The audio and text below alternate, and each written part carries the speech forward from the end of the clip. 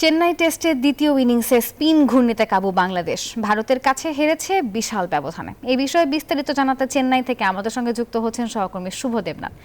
শুভ, খেলার খবর আর শুভ হতে পারল না। এই যে প্রথম টেস্টে বাংলাদেশের বিশাল হার, এর পেছনে আপনি কাকে দায়ী করবেন? ব্যাটিং বিপর্যয় নাকি ফিল্ডিং বিপর্যয়, কোনটা? আর পরবর্তীতে টাইগারদের কি পদক্ষেপ হতে পারে?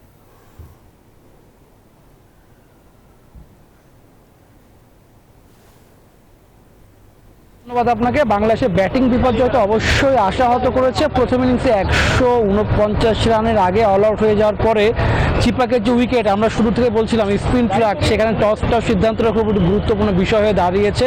প্রথম ইনিংসে তাদের টস জিতে ব্যাটিং নিতে পারতো, যদি 200 থেকে 250-300 রান করতে পারতো তাও সেই বিষয়টা ভালো হতো। কিন্তু বাংলাদেশের ব্যাটিং বিপর্যয় এটা পুরানো রোগের আগেও আমরা দেখেছি। শুধুমাত্র পাকিস্তানের বিপক্ষে 2 ম্যাচের ঐতিহাসিক টেস্ট সিরিজ জিতলো ভারতের। শুরু থেকে তারা কিন্তু ব্যাকফুটে ছিল, শুধুমাত্র প্রথম 2 সেশন ছাড়া।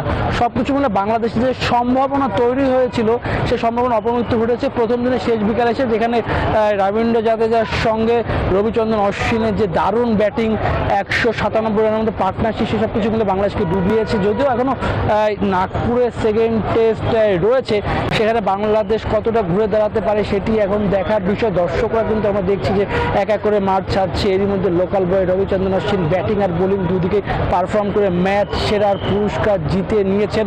এরই মধ্যে বাংলাদেশ দল হোটেলের দিকে ফিরে যাচ্ছেন। কিছুক্ষণ আগে গণমাধ্যমের মুখোমুখি হয়েছেন, অর্থাৎ প্রেস কনফারেন্সে গিয়েছিলেন বাংলাদেশ দলের অধিনায়ক নাজমুল হোসেন শান্ত। তিনি বলেছেন যে প্রথম ইনিংসে বাংলাদেশ অনেকটা পিছিয়ে ছিল, সেখানে দ্বিতীয় ইনিংসে যে সুযোগটি কাজে লাগাতে পারেনি ভারতের ব্যাটসম্যানরা।